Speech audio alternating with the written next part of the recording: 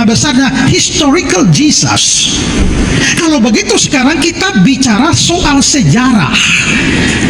Karena itu kalau memang saya mau membuktikan bahwa Yesus itu mati dan bangkit, saya menggunakan aspek sejarah. Kalau pakai nama mau mengatakan Yesus tidak mati, tidak bangkit, itu dari aspek sejarah. Nah sekarang pertanyaan saya sekarang ini adalah, sejarah apa yang tadi, ada satu sejarah apa yang Bapak kasih yang membuktikan bahwa Yesus tidak mati dan tidak bangkit? Bapak tidak berikan data sejarah satu pun. Yang Bapak berikan itu adalah tafsir. Ini bukan problem hermeneutics, ini problem historical Jesus.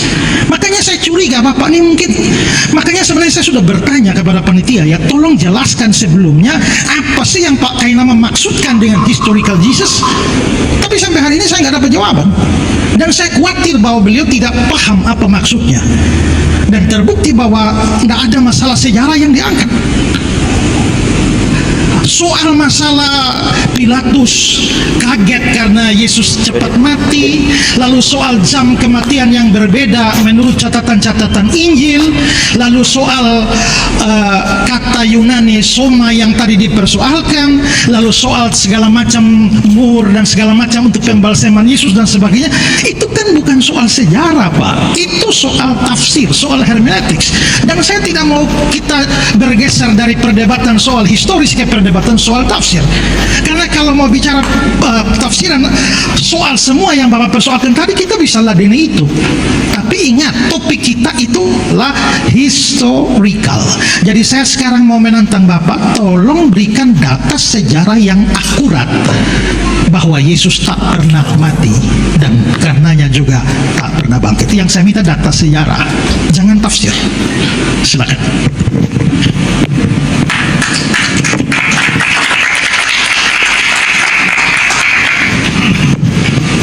Akta Pilati yang tertulis di dalam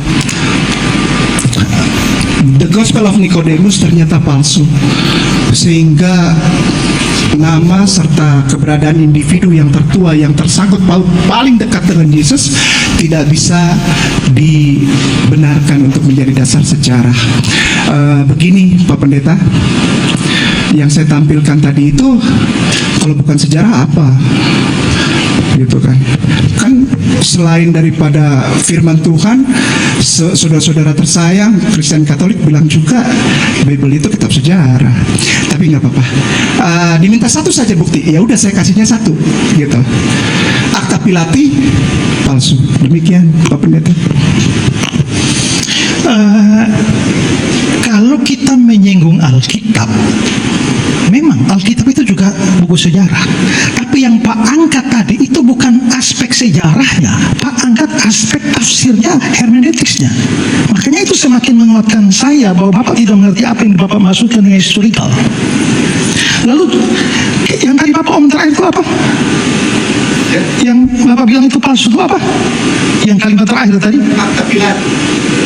Bapak bisa jelaskan buat kita mengapa itu menjadi bukti bahwa Yesus tidak mati dan tidak bangkit? Bapak tahu Akta Pilati? Saya butuh Bapak penjelasan supaya semua tahu.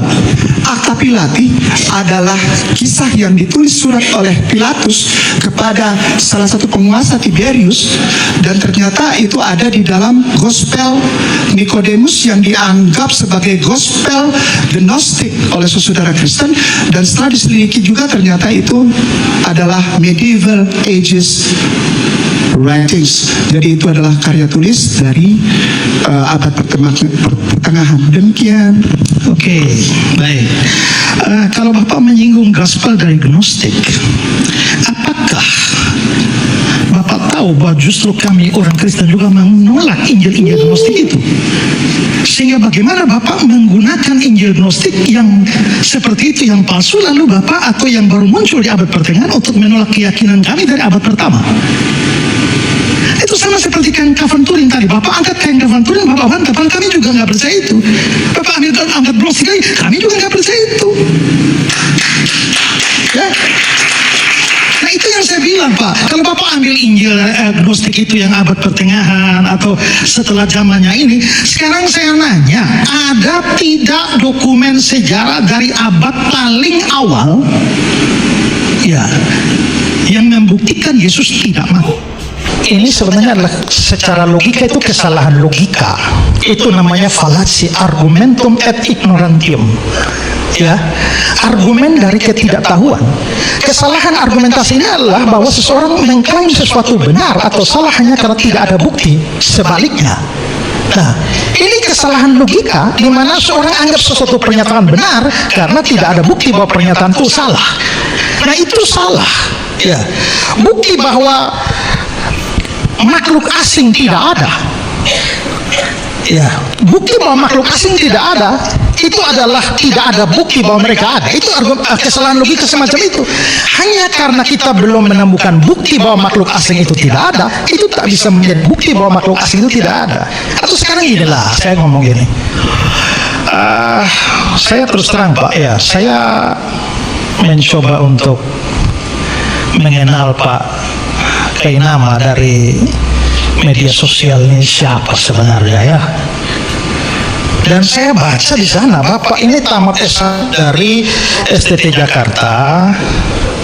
Saya tidak menyerang pribadi, jangan khawatir. Ini masalah logika. Kedua, Bapak keluar S2 dari Leiden, ketiga dari Haifa. Pertanyaannya, kalau Bapak tidak bisa membuktikan itu, apakah itu bukti bahwa Bapak tidak pernah sekolah di sana? Karena tidak ada bukti, itu menjadi bukti tidak ada. Selain itu, tahan sebentar, karena apakah benar tidak ada bukti bahwa Yesus tidak pernah mati? Saya punya bukti. Itu nanti giliran saya. Saya hanya mau menunjukkan, ini bukan penyerangan pribadi, ini mau menunjukkan bahwa logika tidak ada bukti menjadi bukti dari tidak ada. Itu fallacy, kesesatan berpikir. Gitu Pak. Jadi dengan kata lain begini, kita mau bicara tentang historical Jesus dengan tema yang begitu luar biasa, dan Pak Kainama datang dengan hanya satu bukti. Buktinya adalah tidak ada bukti. Astaga naga. Ini bagaimana ini bisa disebut sebagai debat ilmiah? Itu yang menurut saya menyedihkan sebenarnya. Ya.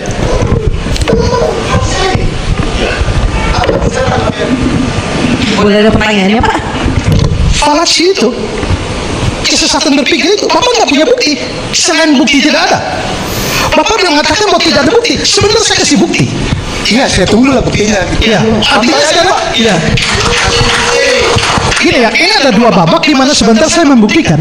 Tapi dengan kata lain, babak pertama di mana Pak Kainama mau membuktikan bahwa Yesus tidak pernah mati, tidak pernah bangkit. Ya, buktinya hanya tidak ada bukti.